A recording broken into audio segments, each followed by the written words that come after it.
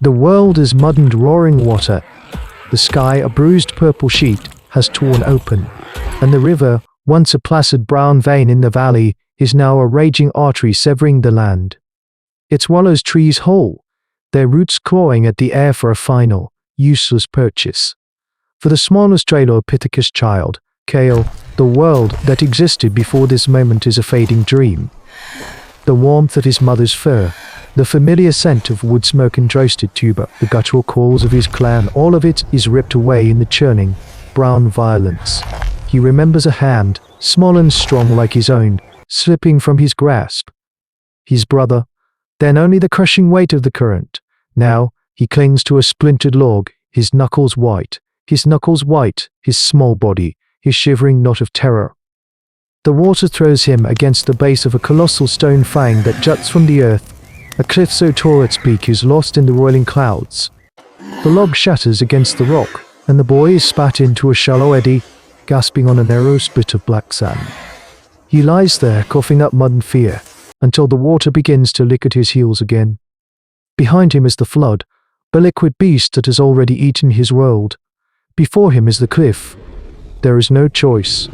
His fingers, raw and bleeding, find the first hold. The rock is slick with rain and algae, a vertical death trap. But the memory of his clan, of the safety and numbers that defined all prehistoric life, is a fire in his belly. He must find high ground.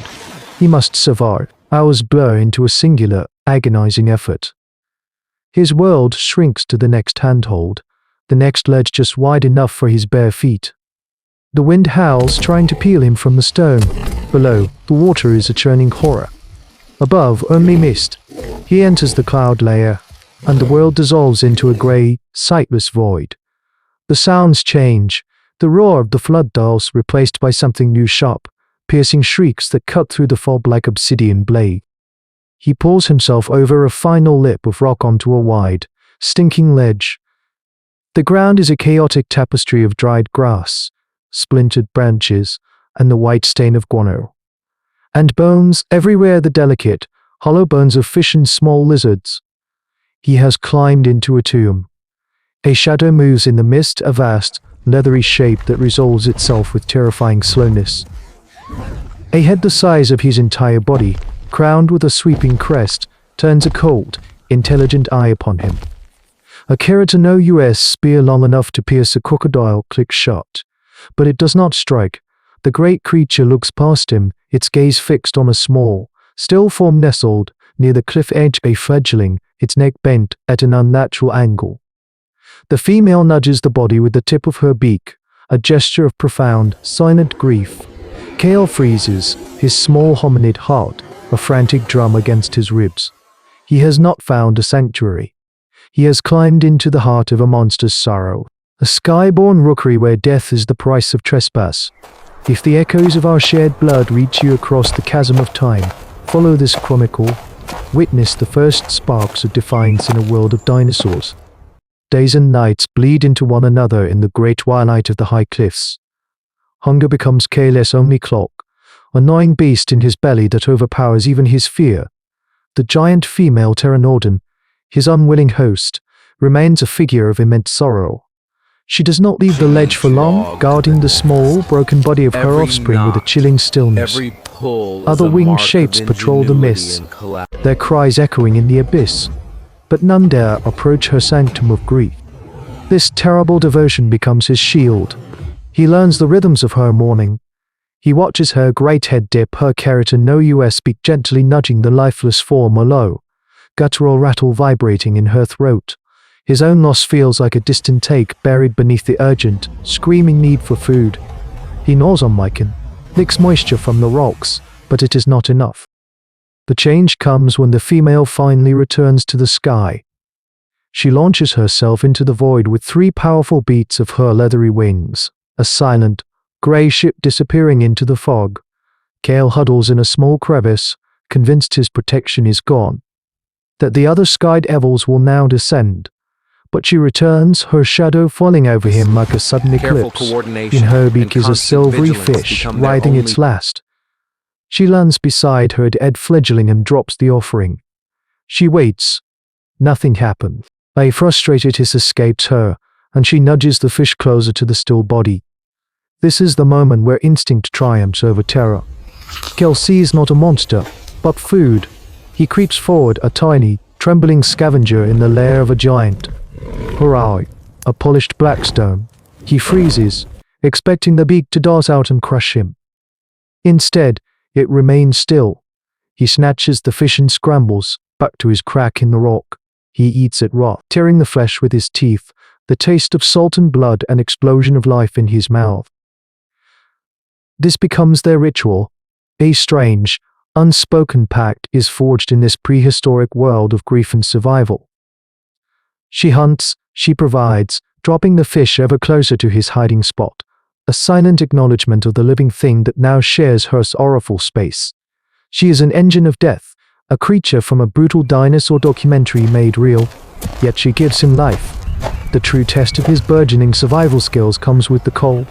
The wind, a physical blow that saps all warmth. One evening, shivering uncontrollably, Cale watches the female settle, tucking her great head beneath a wing. He makes a choice born of pure desperation. He crawls from his crevice and inches toward the mountain of warm, leathery flesh. He expects a hiss, a strike, but there is nothing. He presses his small, frail body against the base of her wing, feeling the slow, powerful rhythm of her breathing, the radiating heat, a miracle. A low rumble in her chest, but does not move away.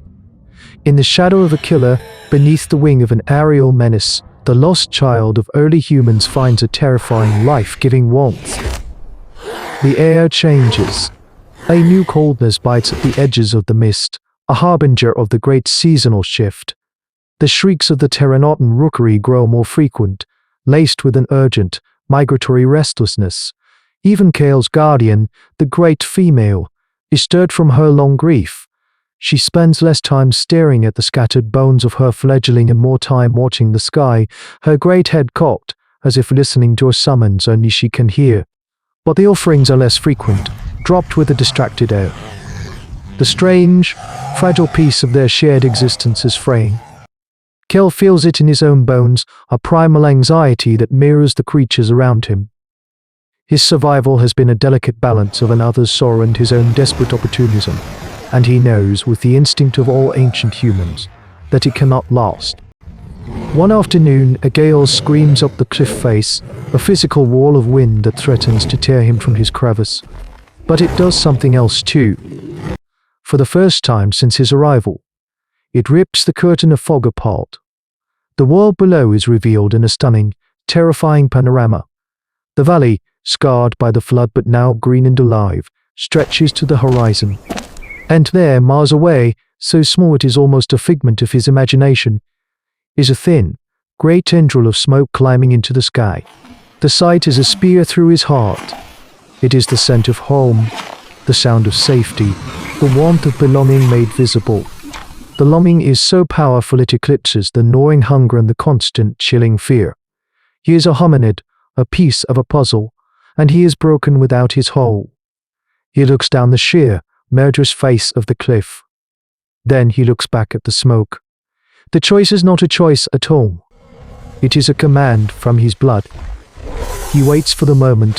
The Pteranodon nests are a swirling vortex of wings and cries, preparing for their great journey. His guardian launches herself into the air, her massive wings catching the updraft.